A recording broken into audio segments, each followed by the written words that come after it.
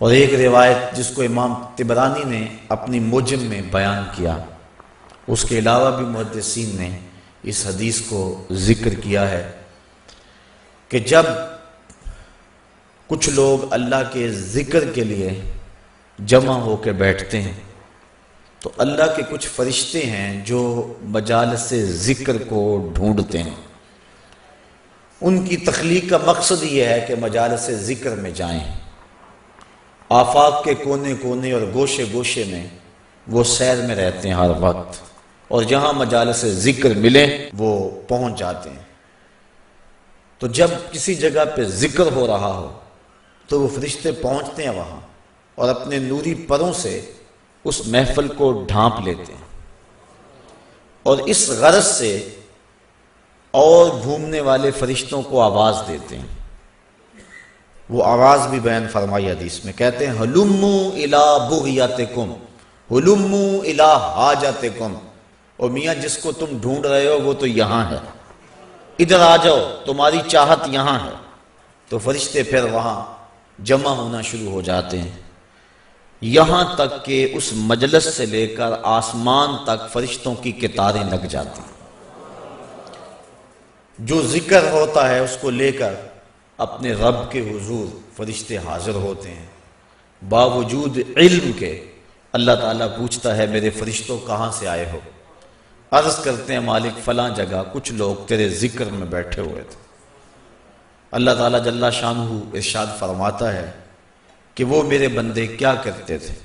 یا اللہ تیری تسبیح بولتے تھے، تیری بڑائی اور بزرگی بیان کرتے تھے۔ اچھا فرشتوں وہ چاہتے کیا تھے؟ مالک تیری جنت کے طالب تھے۔ اللہ تعالیٰ ارشاد فرماتا ہے کیا انہوں نے میری جنت کو دیکھا ہے؟ عرض کرتے ہیں مالک نہیں دیکھا۔ ارشاد ہوتا ہے اگر دیکھ لیتے؟ فرشتے عرض کرتے ہیں مالک پھر تو شدید اشتیاق ہوتا۔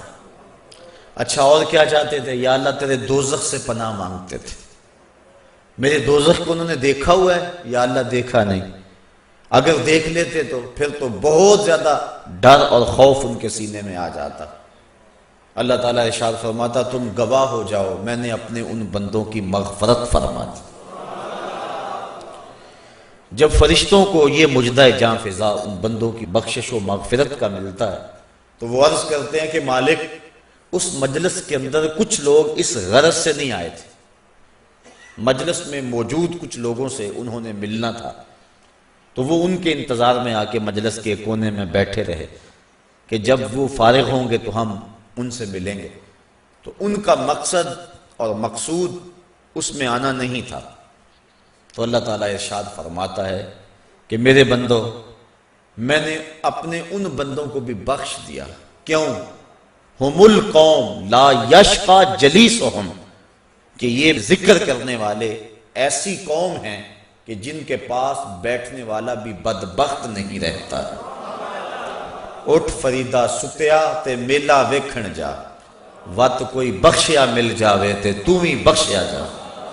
کہا یہ میرے ذکر والے بندے وہ ہیں کہ جن کے پاس بیٹھنے والا بھی بدبخت نہیں رہتا ہے۔ حضرت خواجہ محمد امین شاہ رحمۃ اللہ تعالی علیہ آپ اللہ تعالیٰ جل شانہ کے انوار و تجلیات کا تذکرہ کر رہے تھے اور اہل اللہ کی صحبت اور مجلس میں بیٹھنے کے فیض کو بیان کر رہے تھے۔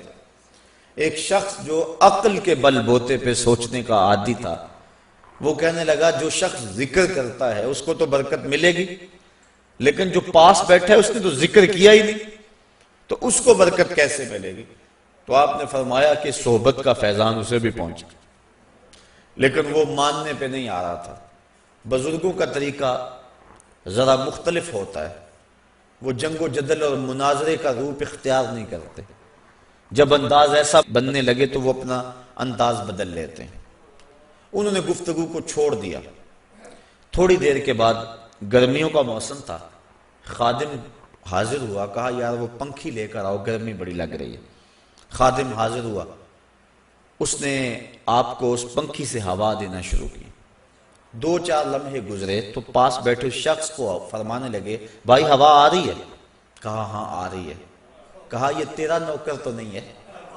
یہ تو ہوا مجھے دے رہا ہے، لیکن جب یہ ہوا مجھے دے رہا ہے تو محروم پاس بیٹھنے والا بھی نہیں رہ رہا۔ تو جب یہ اتنا فیاض ہے، یہ ایک عام شخص کہ اس کے فیض سے تو محروم نہیں ہے، تو اللہ کے فیض سے محروم پاس بیٹھنے والا کیسے رہ سکتا؟ تو اس کا ذکر کرنے والوں کی سنگت اختیار کرنے والا بھی محروم نہیں رہتا، اللہ اس کو بھی برکتیں عطا فرما دیتا۔ تو یہ برکتیں ہیں ذکر کی، اور اللہ کے محبوب علیہ السلام نے کثرت ذکر کی ترغیب دی اپنی امت کو۔ ایک صحابی نے عرض کی حضور بہترین وظیفہ کیا ہے؟ فرمایا تو اس حال میں مرے کہ تیری زبان اللہ کے ذکر سے تر ہو، یہ تیرے لیے بہترین وظیفہ اور بہترین عمل ہے۔